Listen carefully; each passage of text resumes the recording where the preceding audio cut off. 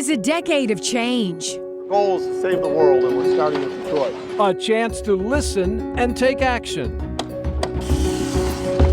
There you go. Yes. A time to unify, inspire, act. This is Detroit 2020, a decade of vision. A decade ago, Channel 7 made a commitment to address the challenges facing Detroit and the region and to work side by side with our communities to make this a better place to live, to work, and to raise a family. The project was called Detroit 2020. The vision was to unify, to inspire, and to act. A lot has changed in the past 10 years. Our community has seen transformation. Old buildings have been rehabbed. New buildings have sprouted up. Businesses are relocating to the city, and new residents now call Detroit home. Throughout this program, we're going to look back at the stories that inspired change, the events that brought us together, and the people who are making a difference in our community. Let's take a look back at our introduction to Detroit 2020. It's the hope that unites us. A blank canvas. You can really do anything in Detroit. The inspiration that keeps us strong. I would like to see myself raising a family here in Detroit. There are a lot of opportunities. There is an upside. I've seen a lot of people coming together. It's working for change that will shape our future. We're here, we're still a power, and we still have the ability to get back on our feet. I think we have a lot of potential. We just have to exploit it. It's Channel 7 on your side and by your side in an initiative we're calling Detroit 2020. Beginning in 2011, we'll look forward to 2020. I'm very optimistic. I am optimistic. Optimistic. It's our commitment to put it all on the table. Decisions now are critical. I have all this energy. I am very committed to this community. We'll marshal the full resources of Channel 7 to enlighten, inspire, and hold leaders accountable. When we project an image, we want to project a good image, a healthy image. We'll use the internet and social media to build a community of people who care. We're all from the same area, and we all have the same kind of hopes and aspirations. It's time to not only expose the problems, but to help find solutions. So much negativity around our city, and maybe if we just all came together, we can get more things accomplished and have a brighter light. It's time for all of us to roll up our sleeves. If we can hang in, I think we have a good future. I can't picture myself living anywhere else. It's the city. It's the suburbs. This is Detroit 2020. Unify, inspire, act.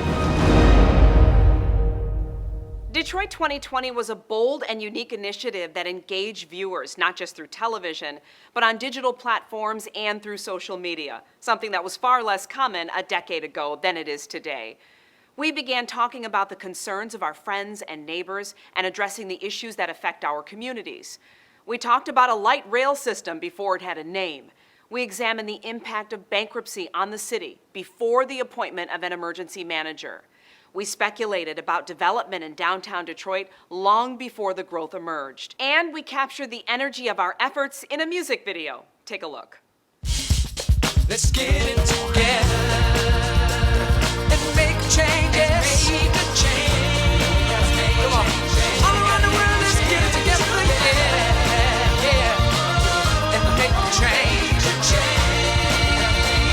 Let's turn this thing around. The boy flow that be cold as Michigan weather. It's good to finally see my people sticking together. Motown City need change. I'ma bring that. Spreading peace around the D from here to where you hang at. It's about time that we help out the community. Leave behind the violence and replace it with some unity. The youth need role models, sisters and brothers. Let's turn it all around, cause all we got is each other. Let's get it together.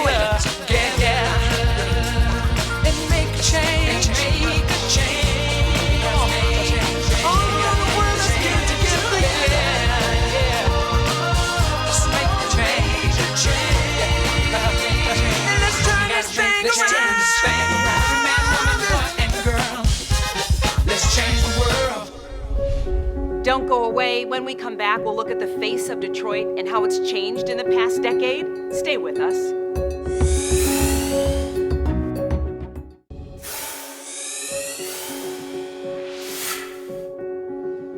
Welcome back to Detroit 2020, a decade of vision. Detroit looks very different today than it did when we began our Detroit 2020 project 10 years ago.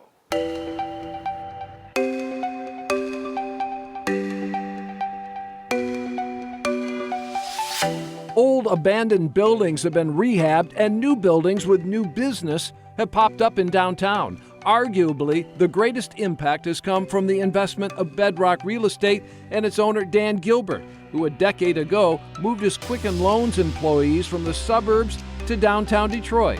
Matt Cullen is Bedrock's CEO. We needed to really change the landscape of the city. We had all these abandoned buildings. We didn't have people down here. We didn't have any activity on the streets. And so Dan's vision was to come in very broadly. I mean, to focus on buying and rehabbing these buildings, spectacular buildings, but that had been abandoned for a long time, to fill them up with folks. I mean, we have 17,000 team members, but we're only representing about 30% of our tenancy. And then to create great connectivity with public space. I mean, obviously with Campus Marshes, what's taking place there and so on, retailers, getting people out on the street, making it feel like a city again, and the results have been tremendous. Bedrock has invested an estimated $5.6 billion in about 100 Detroit properties, including the old Hudson site. When completed, it will have 330 residential units and 240,000 square feet of office space. The new City Modern in Brush Park is providing apartments and townhouses in a historic Detroit neighborhood. The Book Tower is a $313 million renovation project that will bring retail, offices, and residential spaces to the area. And in partnership with the University of Michigan, the failed jail site will be transformed into the Detroit Innovation Center. Now we're being written about in the New York Times and the Toronto Globe and a bunch of others as one of the coolest cities to come visit. People are really flocking into the city. I mean, both to come experience it as tourists, which is kind of an odd concept for those of us who've been here a while, right? But also to come to work here and to get engaged in other kinds of entrepreneurial activities. It's a big change. The next step in redevelopment is along the Detroit River. The capstone of the next decade is going to be the Ralph C. Wilson Park, a spectacular park with a swimming cove and playscape and waterscape and music venue, and it's going to open up the West Riverfront the same way that our work on the East has done. It's hard to even conceive that we're here looking back and with the level of accomplishment that we have. But if we keep building on that kind of foundation, I think we'll see the same kind of level of transformation. I think residential is going to continue to expand significantly in and around downtown. We see the next decade being even better than this one. Development has sprung up from Corktown to Capitol Park and from Brush Park to the Detroit District. New retail and new restaurants have been a part of this journey, and we've been there every step of the way. Detroit, if you love Detroit, make some noise right now. Hey, hey. Ford sparked new development in Corktown when it purchased the historic Michigan Central Depot. Ford announced a $350 million plan to renovate the old train station and make it the centerpiece of a new technology campus, complete with offices, retail, and community spaces. Over the past decade in particular, we've all pulled together to make this city work. Buses started running again, streets started lighting up again, young people started moving downtown, and many of you, like the people behind me, started businesses in neighborhoods that hadn't known any for a long time. What Highland Park, Willow Run, and the Rouge were to the American economy in the 20th century, we hope Corktown will be to the American economy in the 21st century. New restaurants have popped up in Corktown and around the city. In the past decade, Detroit has become a destination for foodies eager to find creative new culinary options. The most recent opening is a legendary spot high atop the Renaissance Center. Just about everybody has had an experience up here, so they always, they can reflect back to a time, and it may have been an important occasion, it may have just been dinner, but it's a memorable spot for many reasons, and for us to kind of be able to take them on a new journey, to have them reinterpreted and give them new memories, I think that's really special. The new Highlands Detroit offers 3 dining experiences, a bar, a casual dining area, and their flagship restaurant, the Highlands Steakhouse. Sean McLean is the chef and owner. From a chef perspective, it's super inspiring to see incredibly talented people throwing it out there, putting it out there, and being very rewarded in the city and really welcomed in the city for what they're doing. And from a business perspective, it's great to see that they're getting rewarded, that people are really, seeing Detroit with kind of a new face for dining, cocktail culture, and that we can survive in the business, which is, as everybody knows, is competitive and difficult, but going back, I love who I've met here in the community, and they've been very supportive of us up here. So, as downtown began to change, a movement was underway to revitalize the neighborhoods. More than $200 million in federal funds was spent on blight removal. In the past 5 years, more than 19,000 homes have been demolished. Wayne State University just released a report that in the neighborhoods where the demolitions have occurred in the city of Detroit, the crime has dropped significantly. We are making some progress. Right behind us, these Detroit contractors are ready to take this house on Penrod Street down to the ground. Residents in the Cody Rouge neighborhood had been asking for a dangerous home in their community to be removed. In 2012, we took their case to the city, and we were there when the home was finally brought down.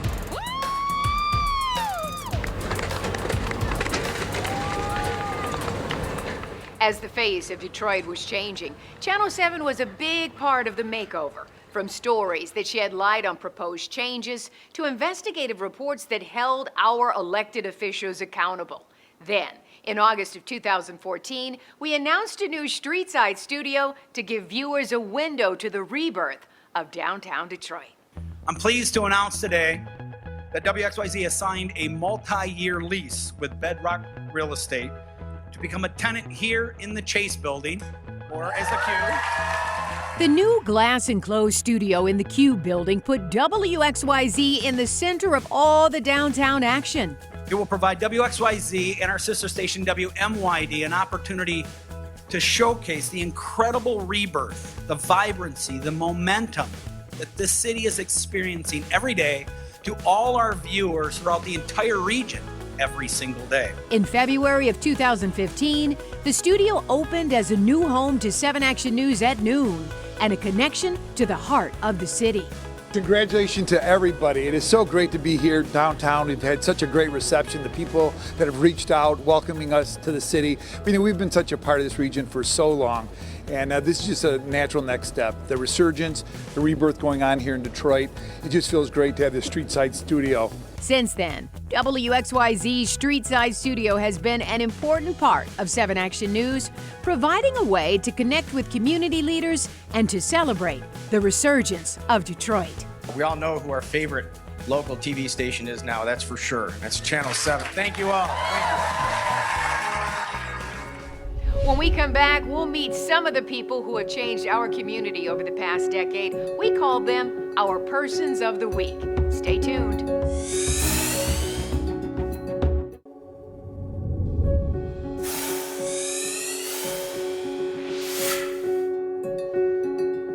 Welcome back. Throughout the past decade, we've brought you stories of the people who inspired change in their families, in their neighborhoods, and in their communities.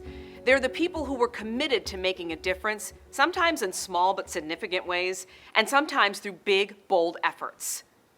Every week, they were profiled in our Person of the Week segment. From a woman rallying her resources to create a home for a family in need, to an ex-con who's keeping young people from making the same mistakes he did. We met a woman who is sowing the seeds of change by turning an empty lot into an urban garden. We introduced you to amazing people across our community who are dedicated to making a difference in the lives of those in need. People like Faith Fowler, the force behind Cass Community Social Services. We watched Luther Keith and the work of Arise Detroit in action. And we saw how one woman's idea to make coats for the homeless that turn into sleeping bags changed the lives of women she hired who had themselves been homeless. We also met a businessman who's changing the lives of veterans in Detroit by helping them put their best foot forward. Alicia Smith told his story. The sound of industrial sewing machines is music to his ears. I made this pair actually in a class over at the College for Creative Studies. Wow. Wow. Clearly still learning sewing. Jarrett Schloff has come a long way. The Oakland University grad bartends at Motor City Brewing Works to pay the bills so he can focus on his real mission, a boot and leather goods manufacturing business he co-founded in Detroit 2 years ago. Boots on the Ground was the working title for this social impact, low-profit venture. It's since become Pingree Detroit, named after Hazen S. Pingree, a Civil War veteran who built a very successful boot company in Detroit and then went on to become a 4-term Detroit mayor and Michigan's 24th governor. Hazen S. Pingree kind of represents this idea of service leadership and being really putting community first. Jarrett's goal is community-driven job creation for veterans like Glenda Mann. I used to be a homeless veteran. She got the job in April and is now the company's lead maker, creating handbags and other leather goods, and finally making a living wage. I never thought I would be working, doing my hobby. This is something I really, really love. They're still on a shoestring budget using reclaimed leather from Detroit area automakers, equipment and tools donated by dozens of businesses, and in-kind donations from individuals and foundations. So what sparked it all? Jarrett ran across a homeless veteran several years ago near his home in Detroit. When I went over, I brought him some water, I brought him some non-perishables. I was like, his name is Ryan. I'm like, what do you need, man? He's like, I need work. These boots represent us figuratively and literally making the bootstraps that we can all pull ourselves up from. With Pingree Detroit's boots still in the testing prototype phase, the company's high-end leather journals and handbags will enable them to move to boots next year. Can I try it on my shoulder? Please. Yeah, just fill it out here. Yes. Oh, it's so nice. Dog tags accompany each sale to show it's made in Detroit by veterans. That word unemployed and homeless should never be in the same sense as veteran. And so we're taking it ourselves. As long as that's the case, we're going to be working, we're going to be making, and we'll be creating. And that's why Jarrett Schloff is this week's Detroit 2020 Person of the Week. Since we first introduced you to Pingree Detroit, the company has expanded. It launched urban utility sneakers in the fall of 2018 and sold out their first 2 runs in just 24 hours. To date, they have sold more than 200 pairs of shoes, and they just opened a pop-up location in New York City that is bringing Detroit footwear to the Big Apple.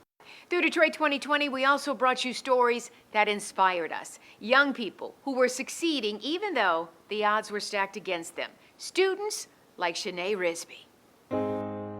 Take a look at this beautiful teenage girl. Bright smile, pretty brown skin, and a personality that would brighten any room like a ray of sunshine. I first met Shanae Risby during a roundtable discussion here at Hamtramck High School. You can keep going and make something out of yourself.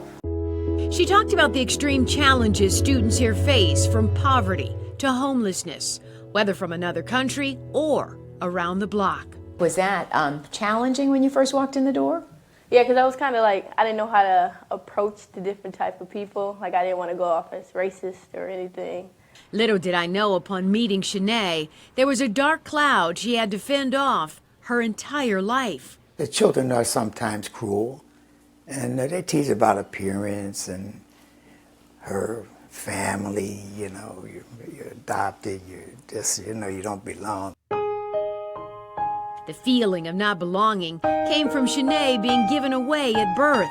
Her mom, Cynthia Risby, literally gave her to Loretta and Stephen Rodriguez. So we picked her up straight from the hospital, and from the crib to here.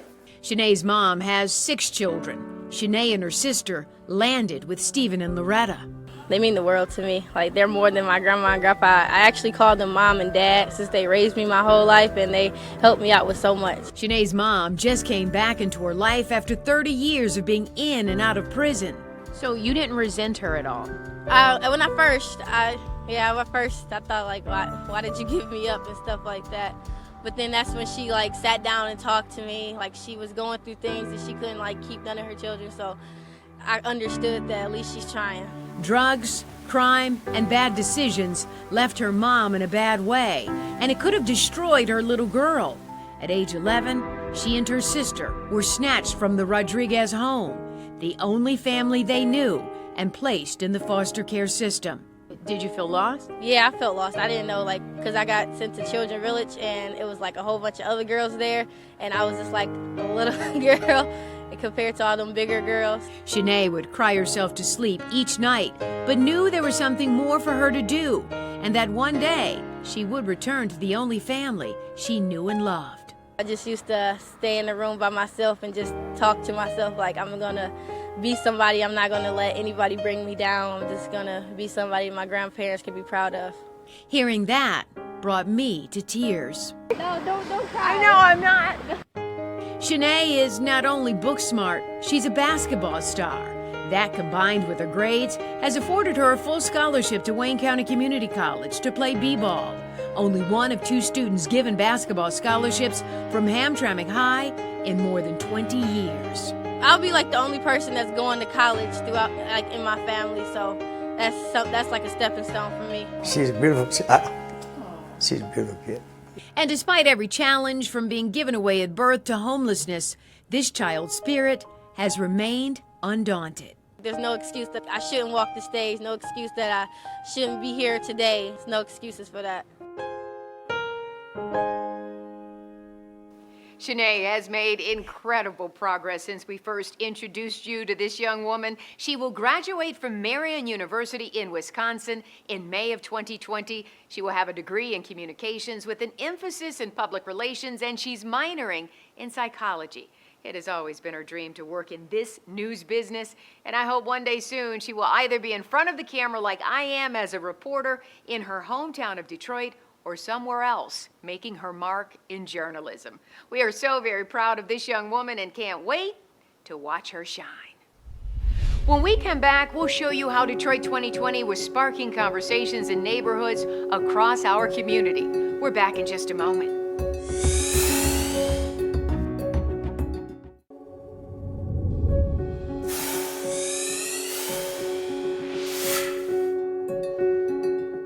Over the decade of our Detroit 2020 campaign, we made a commitment to get to the heart of communities across Metro Detroit. We held a series of Detroit 2020 town hall meetings so we could listen to the concerns of residents and local leaders and also shine a spotlight on the good things that were happening in our communities. From local diners to community centers, we sought to ask the tough questions, to get answers, and to take action for the communities we serve. Now, through these town halls, we are taking this to a whole new level, and that's why we're coming out directly to different communities all over southeastern Michigan, because we want to hear from the people. We want to hear what they're concerned about. In terms of dumping and some of the other issues, we do reach out to the city. Sometimes it works, sometimes it doesn't work. Like everything. But you're not giving up. No.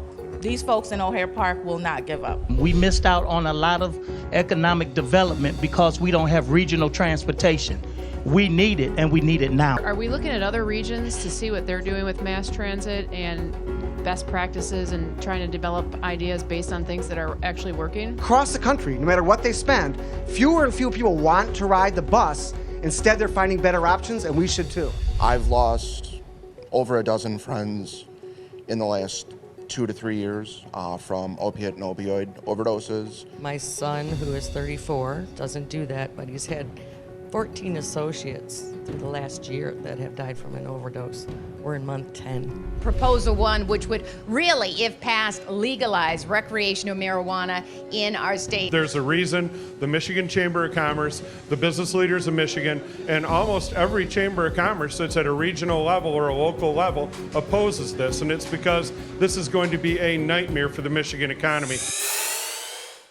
There's something special about every neighborhood in Metro Detroit, from the corner bakery that's been there for generations to the small business owner who is committed to helping neighborhood children. Coming up, we're going to introduce you to some of the special people and places that were part of Detroit 2020. Stay with us.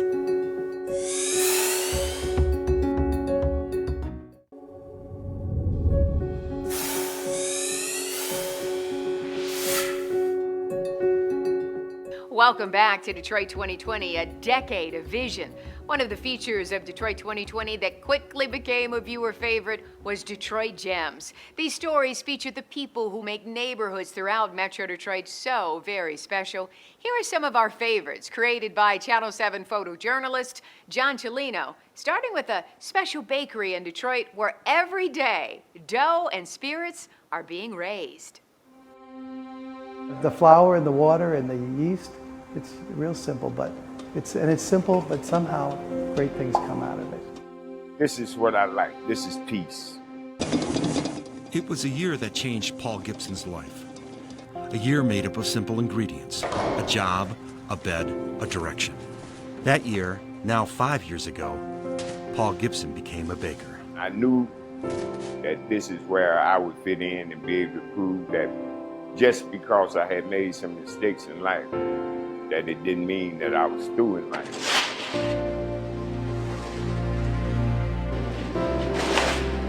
Welcome to On the Rise Bakery, a Capuchin ministry that specializes in bread and baked goods, but more important to Brother Ray, second chances. I've mostly worked with people who are struggling. When they come in, I don't care if you don't become a great baker, but I want you to become a great man. Every year, 6 men are given room, board, and an apprenticeship in baking. Some of the men come from prison. Some come out of treatment. The only requirement? A code of conduct and a sincere desire to turn their lives around. Be given a chance at my age, this is really important to me. So when I work with the eggs and the flour and the water and the yeast, I'm able to mold it in what I want it to look like, what I want it to be. And that's what this program did for me. It molded me into what I wanted to be in this life, too. There have been about 75 men that have gone through the program.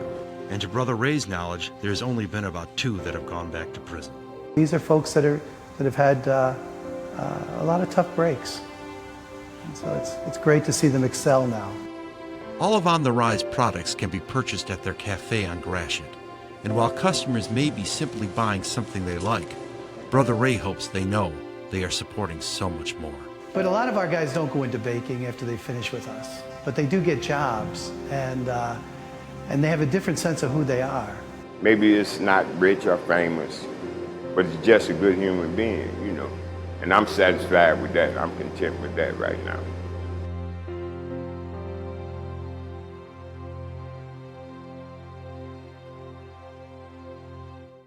Since we first brought you the story, more than 100 men have gone through the program, including Paul Gibson. Well, he's now a full-time employee and supervisor at the bakery. There's another small business we profiled in our Detroit 2020 segments, this one in Flat Rock, where the store owner discovered what can happen when a community comes together. They've supported Flat Rock for many, many years. For over 4 decades, this small town and this small store shared a history together. Steady business through the years. Just come in every morning, set up, and hope people come in and look at it. Up till about 2 years ago, then things got really soft. And then after the big store opened up behind us, we lost a lot of business and we were talking about closing the store. Yeah, we had decided that was going to be it. So with the news of the store's closure being spread by his customers, a Hail Mary pass came by the way of social media. I was coming in at the time. I had no idea they were in trouble, so I shared it on Facebook to spread the word. A Save Jim's letter was spread over the internet, imploring his old customers to shop at the longtime Flat Rock fixture. Young man that comes in all the time put this letter on Facebook saying, Save Jim's Butcher Shop. And what's the city chicken made out of? It's made out of pork and veal. Because there aren't so many of these kinds of businesses left where you get the personal touch. Jim and his staff appreciated the outpouring of love, but didn't hold out much hope that it would change their fate. No, I didn't. No, because I don't do social media, you know. But to Jim's surprise, it actually worked. We rally around Jim. First 2 months, it was unbelievable the amount of people that brought into the store. And luckily we helped a lot of them. I mean, I was telling people, come in, they got the best meat. They're great in here. It becomes part of your family, it becomes part of the community, people rally around it. Even old employees came in that, afraid we were leaving. Outside the market on Telegraph Road, there are signs of appreciation and signs of support. But perhaps the most important sign is this one that says the store and the town not only have a past, but a future together. They're good people. I'll see you next. Take care. Jim's business is still going strong, and he credits the continued social media push for keeping his customers coming in. Now to another shop owner we met through Detroit 2020, who's also committed to serving his customers. At this store on Lawndale, a picture is worth 1,000 words. They are the faces of ordinary people. I think they could be family. They are the moments of ordinary lives. People that passed away, people that had hard times. Except in this store, one man took the time to notice. If you love God, you love the people. In the Lawndale Market, there are thousands of pictures of Ahmed Saman's favorite people, his customers. He loves everybody. It shows you who lives in your neighborhood and who's got your back, who cares about you, all that stuff. That's cool, just walking into the store, you know what I'm saying, be able to see your kids up on the wall or just you yourself, your family, feels good. You see a lot of people in the neighborhood that you grew up with and that you know in here. It's an honest place, trustworthy. Ahmed has owned the store since the 1970s, but started taking and displaying pictures when a neighborhood kid wanted his photo displayed next to Ahmed's grandkids. And since then, every wall, every post, and every countertop tells their story, the story of a neighborhood, and bears witness to their lives. When the time I put the picture up, everybody's smiling and look up in the sky. That's what I love about it. Benjamin Durga was a veteran who loved the market so much that when he passed away, he wanted his ashes here amongst friends. That's where I wanted him, for he'd be safe and he would keep our store safe. And you seen God loves me. Well, I believe he's a blessing to those who don't have a lot. And while the photos help the customers look back, it is the future that Ahmed considers most. Giving kids rewards for good report cards. Poppy, I got a bag of chips and a pop. And encouragement to stay on the right track. And in a word, the pictures help them feel they're important.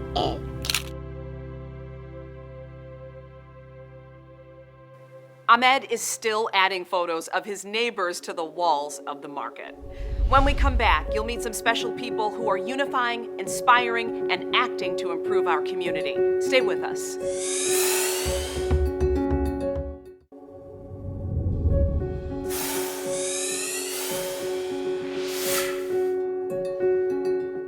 Unify, inspire, act. That was the mission. So during the course of our Detroit 2020 project, we decided to recognize the people and organizations that were unifying, inspiring, and acting to make a difference in our community. The Detroit 2020 Awards help shine the light on the important work being done in neighborhoods throughout our city. We introduced you to a pastor who is working to keep kids off the street, a woman who is planting the seeds of success with young people and teaching life skills through gardening, and a team of creative people who are transforming shelters for women and for children. And we celebrated the work of Toni McElwain, the founder of the Ravendale Community organization, who is dedicated to changing her neighborhood.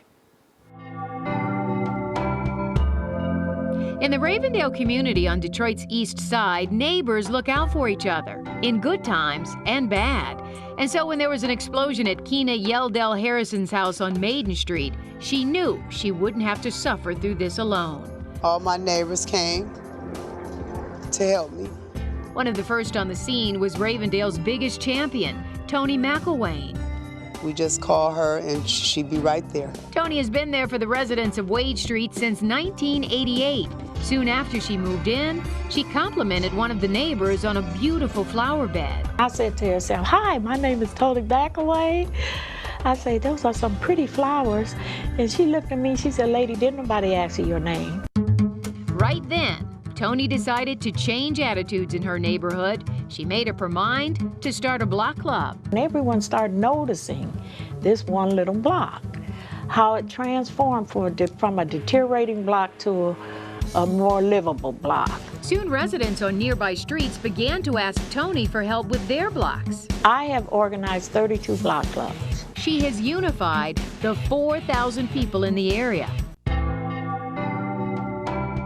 How did Tony become such a unifying force? That part of her story begins with a rat in a dumpster. Tony was in her 20s. She had 4 children and a husband who was physically abusive. I was shot once in the head, and I ended up living on the streets of Detroit. There was a grocery store that occasionally gave her food for the kids. One day this store was closed, and I remember walking around to the alley looking in the dumpster for food. A rat ran out and scampered down the alley. It had gotten to the food first. And I remember praying to God, if you just open up one door for me, I will give back the rest of my life. That was the start. Tony began to turn her life around. And I moved into this neighborhood. I said, that's where I could help make the change. That's where I could give back. This welcoming community center is the heart of the Ravendale community. You can think of it as Tony's home because it's where she has put out the welcome mat. When people walk in this door with their shoulders slumped because they're down and out, you know, if they leave out of here just a little, standing up just a little straighter, feeling good about coming here and that they're really going to get some help. And the help comes in many forms. For instance, this computer class that helps residents update their skills. There's a resale shop. Everyone that's here is from this community. There's a senior program during the day and an after-school program for kids. In the summer, we have over 200 youth that we serve. Her contributions have not gone unnoticed. Everyone, from presidents to residents, have recognized her efforts. Tony will continue to work for her community because she has a promise to keep. It's my life. And it's a life that I feel that I have to keep going until I can't go anymore. She gives me great hope. Since we first introduced you to Tony, she's retired and moved out of the neighborhood, but she's still working with residents of Ravendale. She formed a women's support group called It's All About Us for women in Ravendale. She's working with a national organization that reached out to her and is creating a program to reduce crime in Detroit. And she has started an organization that identifies young people who left school and helps them get their high school diploma. Last year, they graduated 1,200 young people between the ages of 15 and 21. Oh, and she's still the person Detroit residents call when they want to find out how to start a block club in their neighborhood. And Tony's always happy to help. There's another champion for change that we introduced you to, John George from Blight Busters. These 7 houses make up one side of the 21,600 block of Santa Clara. They're abandoned, they're dangerous, and they are about to be history. It's our goal to remove all of this negative energy, all 7 of these abandoned homes between now and the end of the year. And in spring of 2013, we'll be planning what will be known as Farm City.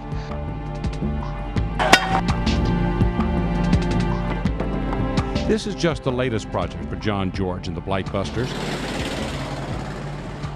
It's an effort that was started a quarter century ago when an abandoned house on John's block was turned into a crack house. One Friday night it got out of hand, and the following morning I went to the hardware store and I bought nails and paint and I boarded up the house, I cut the grass, a couple neighbors joined me. At the end of the day, the house was secure. When the drug dealers came back, they couldn't get in and they left, and that's how the whole effort started about 24, 25 years ago. All right, okay, here we go. John chose to act, not just stand by, and he's remained an active force in the community. Since then, 10,000 people have volunteered with Motor City Blight Busters. On one recent day, more than 200 Starbucks employees from all over the Midwest got their hands dirty, prepping the Santa Clara 7 for deconstruction. Company officials researched many volunteer opportunities and selected Blight Busters. John George and his team here at Motor City Blight Busters are doing the work that needs to be done in the city of Detroit, reclaiming property, educating children, providing them with opportunities to learn about the arts, painting murals. That work is so incredibly important to this city as we try to bring Detroit back to the prominence that it once was. With 24 years under its belt, Motor City Blight Busters is now attracting the children of its original volunteers. And Generation Y has its own John George. I've been doing this since I was a little kid. Members of John Jr.'s generation like the fact that buildings aren't just torn down, they're recycled. We take the materials, we recycle all the metal, we take pieces of the wood that can be saved, we try to sell that for a profit to help fund what we do. You invite everyone to participate, everybody gives, and everybody gets. That's the magic of Blight Busters. A lot has changed in the past decade for Blight Busters. They just finished removing all 13 of the blighted and abandoned structures that they initially targeted 11 years ago. In those early days, it was about tearing down. Today, the focus is on building up. Over our last 31 years, we've been able to raise and spend about $20 million. At the same time, we've helped to attract over $80 million, working with other organizations and again, corporate sponsors, of course, Channel 7, and this whole effort to put a focus on the neighborhoods helps us get volunteers and resources to continue our work. Blight Busters' work continues to redevelop the area and create new opportunities for residents in the neighborhood. The neighborhood gardens supply healthy options to residents. The new coffee shop is thriving. The Artist Village opened with meeting and performance spaces. There's an area where young people can learn mural painting, and a kids camp is in the works. Our goal is simple. Our goal is to save the world, starting with Detroit. We want to create opportunity and hope. We want to create business owners and homeowners. We want to expand Farm City, where everything we grow, we give away. We want to build a kids camp there next year, so our local children have a place to come and learn about healthy eating and gardening. We want to have a computer lab there and a mentor. So, we want the kids to not only feel included, but have a world headquarters, if you will, where they can get help with homework and other things. So we're going to continue to build this neighborhood. We've been able to create an asset, a gem in this neighborhood where the world meets. And we're excited about what we can do going forward in 2020. Don't go away. We'll be right back with more Detroit 2020, a decade of vision.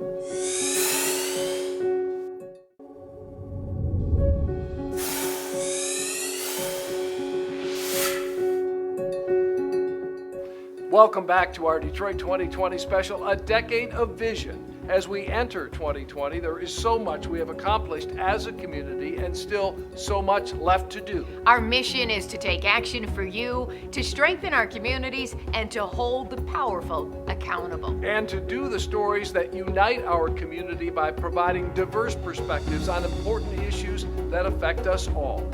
We've been on quite the journey for the past decade, and through the lens of Detroit 2020, we've seen a community transform, wiping out a lot of blight, decreasing crime, and creating a unifying spirit. It's work we're so proud of here at Channel 7, and we're not done yet. The year 2020 is certainly upon us, but there's much more work to be done, and our team will continue to tackle the tough issues while shining the light on the good. We thank you so much for watching, and Happy New Year!